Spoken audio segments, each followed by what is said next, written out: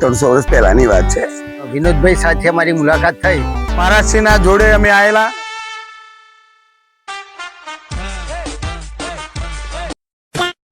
Hello મિત્રો, આજે અમે આવી ગયા છીએ મોટી બેબર ગામમાં અને સોબાયડા ગામની અંદર જે કુદરતી સૌંદર્યમાં જે અરવલ્લીની ગિરિમાળાઓ આવેલી છે તેના ઉપર શોભાયમાન ભગવાન શંકરનું મંદિર આવેલું છે। તે ખૂબ જ પૌરાણિક મંદિર છે જે સોલંકી યુગમાં લગભગ બનેલું છે અને 1050 વર્ષ કરતાં વધુ પૌરાણિક મંદિર છે। તો આજે અમે જોવા માટે આવ્યા છીએ। અમારી સાથે અમારા મોટાભાઈ હસમુખભાઈ છે, મહંત ભીખાભાઈ છે અને કૃષ્ણદાસ મહારાજ છે અને અમારું ફેમિલી છે। તો આજે અમે તમને દર્શન કરાવીશું પૌરાણિક મંદિર, શિવજી ભગવાનનું અતિ પ્રાચીન મંદિર અમે તમને દર્શન કરાવીશું। તો વિડીયોના અંત સુધી અમારી સાથે બન્યા રહેશો।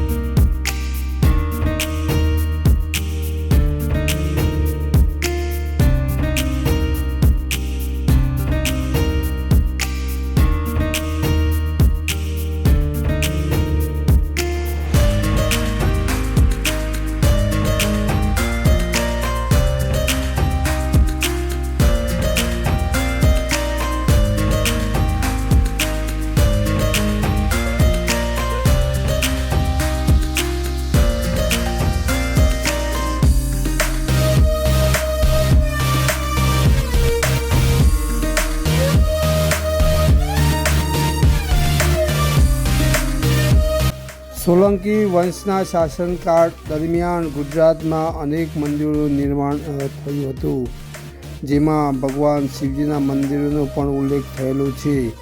અત્યારે હાલ સુભાયવંતી નગરી છે તે પણ સોલંકી યુગમાં એ મંદિર બનાવવામાં આવેલું હતું અને તેની જે કોતરણી છે તે ખૂબ જ ઝીણવટભરી અને અજોડ માનવામાં આવે છે।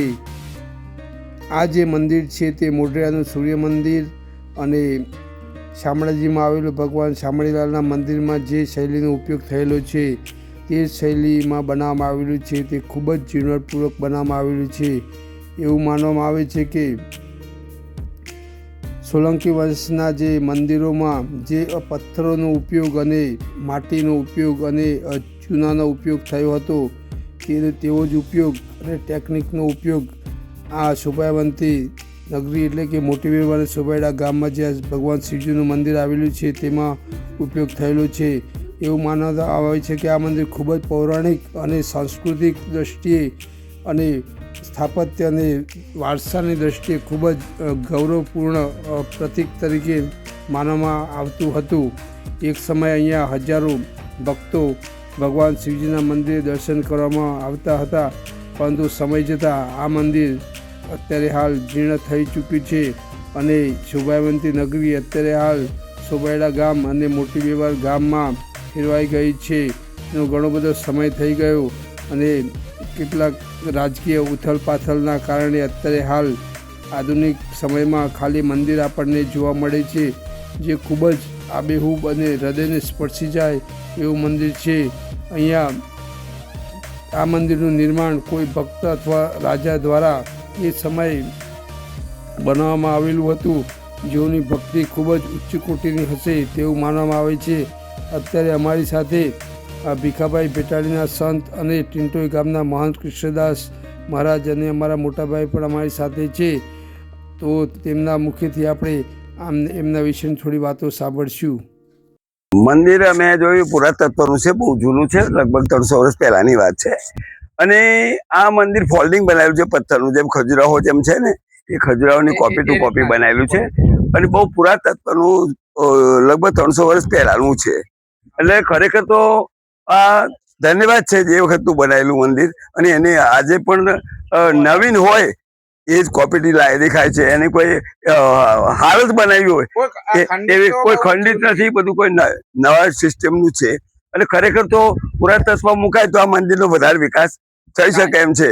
તો ખરેખર આ સરકારને જાણ કરી અને પુરાતત્વની ગ્રાન્ટ મળે અને આનો વિકાસ થાય, હા, તો બહુ સારું. એટલે ખરેખર અમે આ જોઈને બહુ ખુશ થયા. રમણીય સ્થળ છે અને ભીખાભાઈ બેટારીથી પણ આવ્યા છે, દર્શન કરવા યોગ્ય છે. તો બહુ સરસ. અહીં પારણ નિમિત્તે અમે બીબર ગામમાં આવેલા અને વિનોદભાઈ સાથે અમારી મુલાકાત થઈ. તો એમને એક કે અમારા ગામમાં બહુ સરસ જૂનું મંદિર છે, તો તમે જોવા માટે દર્શન કરવા માટે ચાલો. તો અમને એમની ગાડીમાં લઈ અને અહીં દર્શન કરવા માટે આવેલા. અમને પણ ખૂબ જ આનંદ થયો કે આવી જૂની જે વસ્તુ છે એ અત્યારે ભારતની સંસ્કૃતિ પ્રમાણે એ સચવાઈ રહેલી સંસ્કૃતિ છે. આને જોઈને અમને બહુ આનંદ થયો.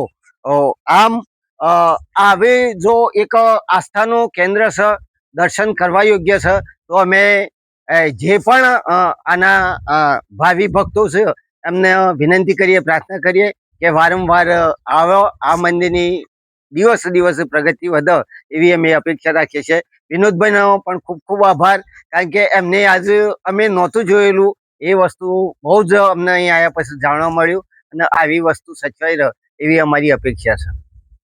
વર્ષો પહેલા પરમહંસ બાપજી અમારા ત્યાં સોભાયડા ગામમાં આવેલા અને એ પણ અમારું અહોભાગ્ય કે તે બાપજીના આ ચરણ રજ અમારા ત્યાં ગામમાં પડેલા. અને બાપજીએ એ સમયે અમને આ કીધું કે આપણે આ મંદિર પુરાણી મંદિર છે ત્યાં જોવા જઈએ. એટલે મહારાજશ્રીના જોડે અમે આવેલા. એ સમયે ઘણા વર્ષો થઈ ગયા. આ વર્ષો પહેલાની વાત છે. એટલે એ બાપજી અમને અહીંયા લાયા, એમના જોડે અમે આવ્યા હતા. પછી અહીંયા એક લેખ લખેલો હતો. એ બાપજીએ એમને મહારાજશ્રીએ જાતે એ લેખ ઉકેલીને અમને સમજાયો કે ભાઈ આ લેખ છે, આ પારબત ભાષામાં લખેલો છે. એટલે એ કોઈનાથી અમારાથી ઉકેલાય અમે વંચી ના શકીએ. પણ મહારાજ છે પરમહંસ બાપજીએ એ અમને લેખ વાંચી સંભળાયો કે ભાઈ આ રીતના આ પુરાણી મંદિર છે. અને શિવલિંગ અહીંયા એકલિંગજી શિવલિંગ છે. આ બહુ જોવાલાયક મંદિર છે.